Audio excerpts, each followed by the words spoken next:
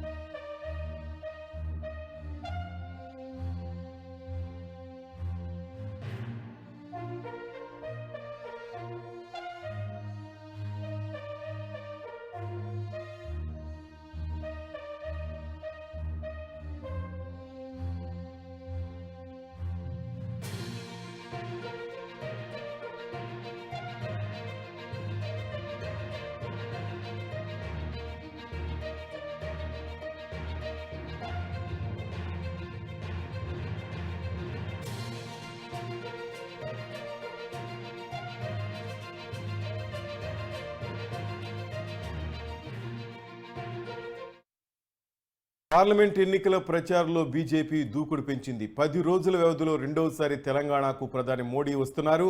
3 రోజుల పాటు లోక్సభ ఎన్నికల ప్రచారంలో ఆయన పాల్గొనున్నారు. రేపు సాయంత్రం మల్కాజ్గిరిలో ప్రధాని నరేంద్ర మోడీ రోడ్ షో ఉండనుంది. మోడీ రోడ్ షోకు భారీ ఏర్పాట్లు చేస్తోంది బీజేపీ. రేపు సాయంత్రం మీర్జాలగూడ నుంచి మల్కాజ్గిరి వరకు మోడీ రోడ్ షో ఉంటుంది.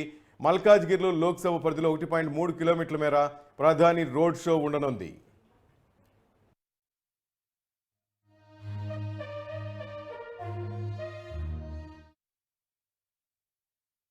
రైట్, ప్రధాని పర్యటనకి సంబంధించిన అప్డేట్స్ మరి రిపోర్టర్ రాజు గారు తెలుసుకుందాం.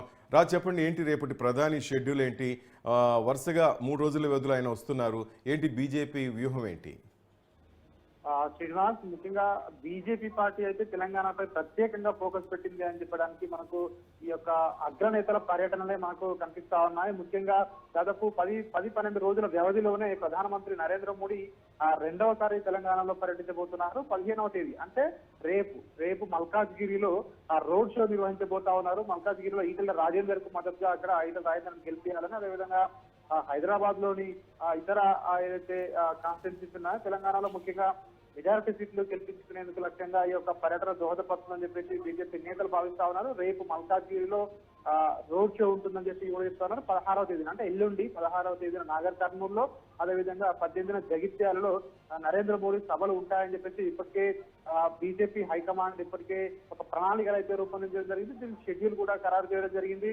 మనం చూస్తున్నట్టయితే 2 రోజుల క్రితం కేంద్ర అగ్రనేత హోంమంత్రి అమిత్ షా తెలంగాణ పర్యటనకు రావడం జరిగింది. ముఖ్యంగా పార్టీ శ్రేణులతో ప్రత్యేకంగా ఆయన భేటీ కావడం జరిగింది. అదొకవైపు సోషల్ మీడియా వారియర్లతో ప్రత్యేకంగా భేటీ కావడం జరిగింది. సోషల్ మీడియాలో బీజేపీ పార్టీని ఏ విధంగా ముందుకు తీసుకెళ్లాలి, బీజేపీ పార్టీని ఏ విధంగా మనం ప్రచారంలో ముందుకెళ్లాలి, అదేవిధంగా ఇతర పార్టీలు ముఖ్యంగా ప్రతిపక్షాలు ఏవైతే ఆరోపణలు చేస్తా ఉన్నాయో వాటిని ఏ విధంగా తిప్పికొట్టాలి అనే దానిపై కూడా ఆయన సోషల్ మీడియా వారీలకు దిశానిర్దేశం చేశారు. మరోవైపు ఇటు ఎల్బీ స్టేడియంలో నిర్వహించిన సభలో ముఖ్యంగా బూత్ లెవెల్ కార్యకర్తలు అధ్యక్షులతో ఆయన ప్రత్యేకంగా సమావేశమయ్యారు. ఈ యొక్క వచ్చే ఎన్నికల్లో ఎట్లాంటి వ్యూహాన్ని అవలంబించాలి, బీజేపీ పార్టీ మెజారిటీ స్థానాలు గెలుచుకోవాలి, మినిమం 12కు పైగా స్థానాలు ఖచ్చితంగా గెలుచుకోవాలని చెప్పేసి ఆయన ధీమా అయితే వ్యక్తం చేశారు. ఖచ్చితంగా గెలుచుకుంటామని చెప్పేసి కూడా రాష్ట్ర నేతలు అయితే చెప్తా ఉన్న పరిస్థితి కనిపిస్తోంది. ఈ నేపథ్యంలోనే ప్రధానమంత్రి నరేంద్ర మోడీ పర్యటన మరోసారి ఖరారైంది. 3 రోజుల పాటు తెలంగాణలో ఆయన పర్యటించనున్నారు. ముఖ్యంగా మెజారిటీ సీట్లు ఎట్లయినా సాధించాలనే లక్ష్యంతో ఈ యొక్క సభలు ఉన్నాయని చెప్పేసి మనకు అర్థమవుతా ఉంది.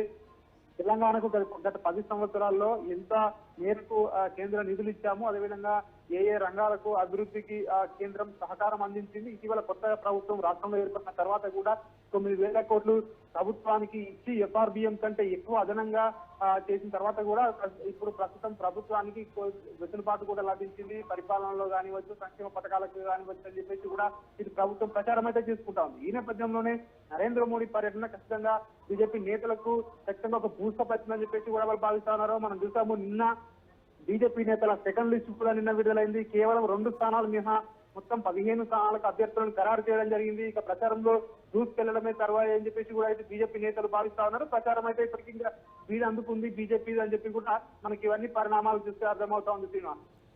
Thank you Raju.